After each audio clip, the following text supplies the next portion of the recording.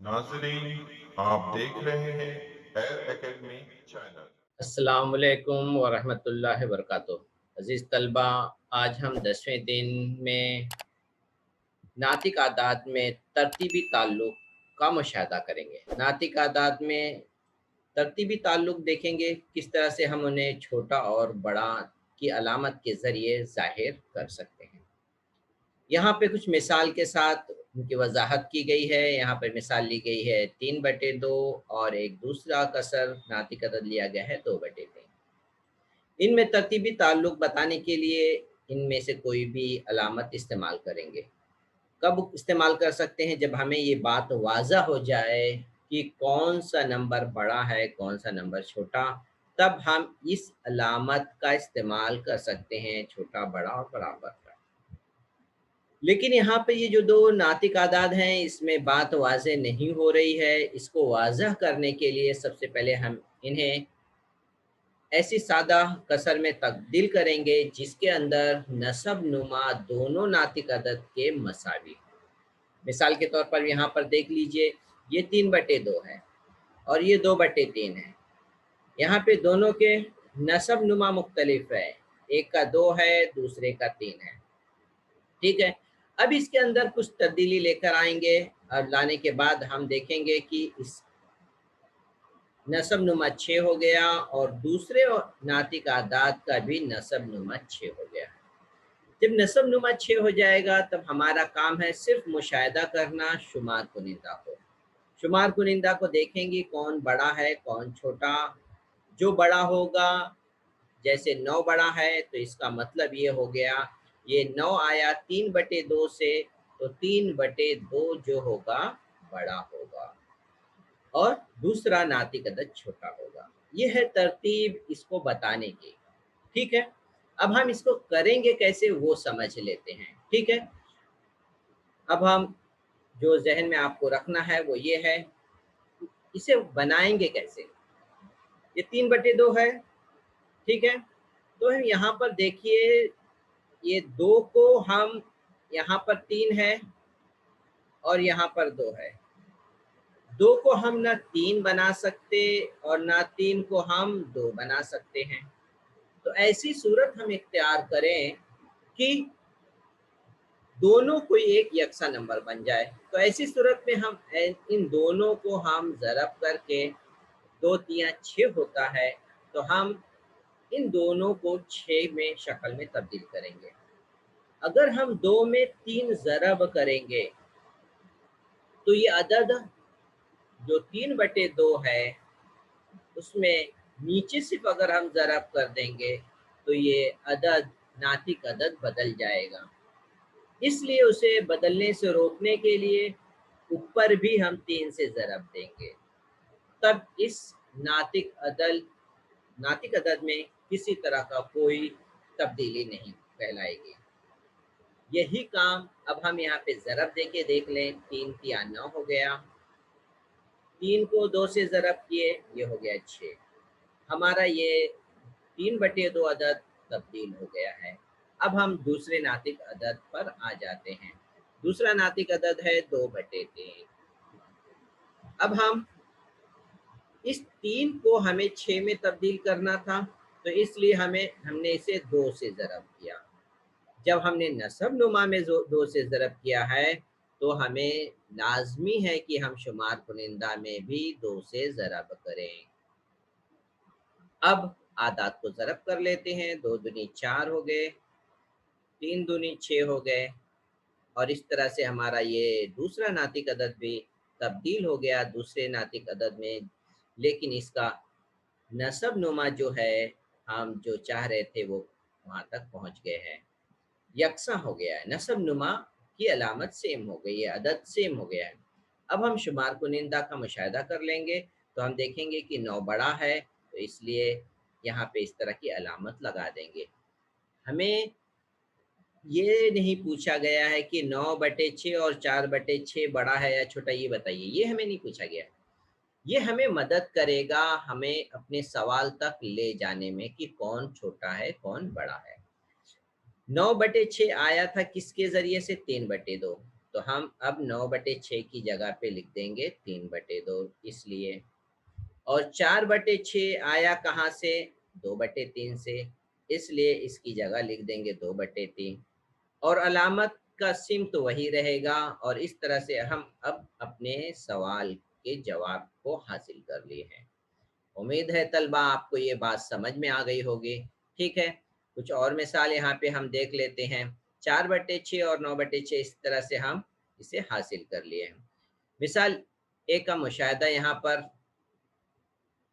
पे इन नातिक आदात का मौजना करना है। यहाँ पे और भी सवाल दिए गए हैं।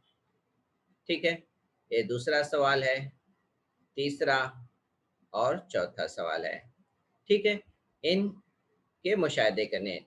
अब यहाँ पर हम एक एक करके मैं आपको इसको समझा देता हूँ। ठीक है, और यहाँ पे मिसाल की उसके बाद की मिसाल दी है, नफ़ी में है दोनों। ठीक है, इसे हम पहले समझने से पहले इन सवाल को पहले हल कर लेते हैं। ठीक है, पहले हम इस सवाल को कर लेते हैं। सवाल नंबर 2 ले लेते हैं। ठीक है, सवाल नंबर 2 कर लेंगे। सवाल नंबर 2 में हमें पहला कर्सर जो दिख रहा है, नफ़ी 4/5। ठीक है, और दूसरा है 3/2। हम अब पहले अदद ले लेंगे 4/5 और इसको तब्दील करेंगे। 5 को 2 में नहीं कर सकते, 2 को 5 में नहीं कर सकते। तो हम क्या करेंगे, इन दोनों को ज़रब करके हम एक अदद लेंगे, हासिल कर पाएंगे, वो 10 होगा। तो इसलिए पहले हम नसब नुमा को 10 बना लेते हैं। ठीक है, तो मैं 5 को 2 से ज़रब करूँगा तो हमारा 10 बन जाएगा। ये 4/5 अपनी जगह पर है। तो हमने नसब नुमा में जब ज़रब किया है तो ज़ाहिर बात है शुमार कुनिंदा में भी हमें करना लाजमी है। तो इस तरीके से अब हम इसे हल कर लेते हैं। 4 में 2 ज़रब करते हैं, 4 दूनी 8 हो गया। 5 में 2 ज़रब किए, 10 हो गया। ये हमारा अदद हासिल हो गया। अब हमें यहाँ पर देख, इसके बाद हम दूसरा नंबर ले लेते हैं। दूसरा नंबर है 3/2। 3/2 है। इसमें हम क्या करेंगे, यहाँ पर भी हमें 3, ये 2 को हमें 10 में तब्दील करना है। तो 2 को मैं 5 से ज़रब करूँगा तो ये हो जाएगा 10। तो इसी 5 को जब मैं नसब नुमा में किया तो शुमार कुनिंदा में भी करेंगे हम इसे। ठीक है, तो अब ज़रब करके लिख लेते हैं। 5 तियाँ 15 और 5 दूनी 10। अब यहाँ पर हमें अदद मिल गया है, नसब नुमा यकसा हो गए हैं और ऊपर की अदद भी समझ में आ रही है। अब हम यहाँ पर देखेंगे क्योंकि यहाँ के सवाल में नफ़ी लगा हुआ है, तो इसलिए हम हर सवाल में भी नफ़ी लगा करके रखेंगे। ठीक है, नफ़ी लगा लिए। अब हम मुआजना करेंगे। हम मुआजना इस तरह से करें कि देखें, ये नफ़ी 8/10 है और ये 15/10। तो ये अदद मुस्बत है, एक तो मुस्बत की वजह से ये अदद बड़ी हो गई। और हमें ऐसी भी बात समझ में आती है कि आपको पहले ये सीख लिए कि हम नसब नुमा को बराबर दिखा करके भी वाज़ा कर सकते हैं। 15 बड़ा है नफ़ी 8 से, इसलिए ये अभी हमने सवाल पे मार्क नहीं किया, इसलिए हम अब जवाब पे मार्क करेंगे। जो सवाल पूछा गया है वो, तो इसलिए नफ़ी 4/5 जो है वो छोटा है 3/2 से। इस तरीके से हम पहला दूसरा सवाल मुकम्मल कर लिए। उम्मीद है अब आप हम आते हैं तीसरे सवाल पर। यहाँ पे तीसरा सवाल जो है इसे भी हम लिख लेते हैं, -7/4 और -3/5। ठीक है, पहले हम 7/4 को तब्दील करते हैं। 4 को 5 में कर नहीं सकते, 5 को 4 में तब्दील नहीं कर सकते, तो हम दोनों को ज़रब करके एक यकसा अदद हासिल कर लेते हैं। तो मैं 4 को किससे ज़रब करने वाला हूँ, आपके पास जवाब आ गया होगा 5 से। तो इसी तरह से जब मैं नीचे ज़रब किया तो ऊपर भी करूँगा और ये 7/4 अपनी सूरत में रहेगा। ज़रब कर लेते हैं इसे, 7 × 5 = 35 हो गया और नीचे 5 चौक 20। अब यहाँ पे साथ में यहाँ पे नफ़ी है तो हम हर सब में नफ़ी लगा लेते हैं। तो ये हमारा जवाब में भी आ गया। अब दूसरा नंबर ले लेते हैं, ये 3/5 ले लेते हैं, ये कसर ले लिए, नातिक अदद। अब 3/5 है, 5 को 20 में तब्दील करना है तो मैं 5 को ज़रब करूँगा 4 से, तभी ये आएगा 20। ऊपर भी इसीलिए करने वाला हूँ। 3 को 4 से ज़रब किए, 4 तियाँ 12 आ गया, नस्ब नुमा 5 चौक 20। अब हमारा नस्ब नुमा यकसा हो गया है। अब हम शुमार कुनिंदा का मुशाहिदा करेंगे। अब अलामत लगा लें क्योंकि दूसरे अदद में भी नफ़ी है, तो हम हर हिस्से हर जगह नफ़ी लगा लिए। अब यहाँ पे मुआजना करेंगे, हम देखेंगे नफ़ी 35 और 20। नफ़ी 35 छोटा है, किससे छोटा होता है? नफ़ी 12 से। ये तो नफ़ी 35 आया किससे? नफ़ी 35 आया नफ़ी 7/4 से, इसलिए नफ़ी 7/4 छोटा है। नफ़ी 12/20 आया नफ़ी 3/5 से। तो ये है, हम देखेंगे इस तरह से अपने सवाल को मुकम्मल कर लेंगे। तो नफ़ी 35 बटे आया है नफ़ी 7/4 से, इसलिए इसकी जगह लिख दिए नफ़ी 7/4। और नफ़ी 12 जो हम हासिल किए हैं वो नफ़ी 3/5 से, इसलिए इसकी जगह लिख देंगे नफ़ी 3/5। तो ये हमारा सवाल था, पूछे गए कि कौन से यहाँ पर बड़े हैं और छोटे हैं। इसी तरह से हम यहाँ पर इसको भी कर सकते हैं, चौथे सवाल को भी हम लिख लें। 5/3 है, ये 3/2 है, तो हम इसे ज़रब कर लेते हैं। 5/3 हो गए। इसको हम 3 को 2 से ज़रब कर लिए, 5 को 2 से ज़रब कर लेते हैं। इसी तरह से अब हम कॉमा लगाएं। अब यहाँ पर भी 2 को हम 3 से 2 को हमें 3 से ज़रब करना है, तो यहाँ पे हम लिख लेते हैं ये है 3/2। इसको हम 2 को 3 से ज़रब किए, ऊपर भी 3 से करेंगे, ज़रब कर लेते हैं। 5 दूनी 10 हो गया, 3 दूनी 6 हो गए। ठीक है। अब यहाँ पर मैं लिख लेता हूँ 3 तियाँ 9 बटे 3 दूनी 6। ठीक है। अब यहाँ पर जो अदद है, यहाँ पर हमें दिख रही है कि कौन बड़ा है कौन छोटा है। 10 बड़ा है, 9 छोटा है। इसका मतलब ये हुआ, इसलिए हम लिख सकते हैं 5/3 बड़ा है 3/2 से। इस तरीके से ये सवाल भी मुकम्मल हो गया। उम्मीद है आप अच्छी तरह से समझ लिए होंगे। अब हम आगे के सवाल पर आ जाते हैं। ठीक है, मिसाल वाली सवाल पर आ जाते हैं। यहाँ पर समझाया गया है, नफ़ी 3/2 है और नफ़ी 4/5 है। तो पहले हम इनको मुस्बत ले लिए और 2 को 5 में नहीं तब्दील कर सकते, 5 को 2 में नहीं, तो इसलिए हम क्या करेंगे, 2 को 5 से ज़रब किए, नीचे किए तो ऊपर भी कर लेंगे। ठीक है, तो 5 तियाँ 15 हो गया। 5 को 2 से ज़रब करेंगे तो 5 दूनी 10 हो गया। ये पहली नातिक अदद मुकम्मल हो गया। अब इसी तरह से हम दूसरा नातिक अदद लें। इसमें नफ़ी है तो अभी हम नफ़ी नहीं लगाएंगे, पहले इसे जमा की सूरत में कर लिए। क्योंकि 5 को हमें 10 बनाना है तो इसलिए हम 5 में 2 ज़रब किए, जब नीचे किए तो इसलिए ऊपर भी ज़रब कर लेंगे और इसे हल किए, 4 दूनी 8 हो गया और 5 दूनी 10। अब हम यहाँ पे देखें, दोनों अदद नस्ब नुमा की मसावी हो गई। अब हम मुशाहदा कर सकते हैं, बता सकते हैं कौन छोटा है और कौन बड़ा है।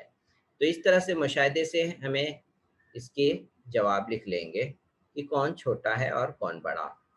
यहाँ पर 15 बड़ा है 8 से, इसलिए अलामत इसका इस्तेमाल करेंगे कि पहला नातिक अदद बड़ा है। अब 15/10 आया किसकी मदद से? वो 3/2 की मदद से आया, इसलिए 3/2 बड़ा होगा। 8/10 छोटा है, ये नातिक अदद मिला हमें 4/5 से। तो इस तरह से 3/2 बड़ा है 4/5 से। लेकिन यहाँ पर जब हम नफ़ी की अलामत लगाएंगे, जैसे सवाल में नफ़ी दिया हुआ है, सवाल में दिया है नफ़ी, तो दोनों में नफ़ी लगाने की वजह से क्या फ़र्क आ जाता है?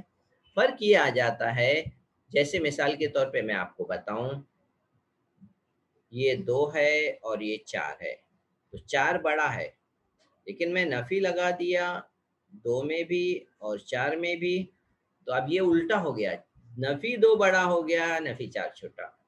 इसी तरह से इसमें भी है, ये बड़ा था लेकिन नफ़ी लगाने की वजह से अब ये छोटा हो गया।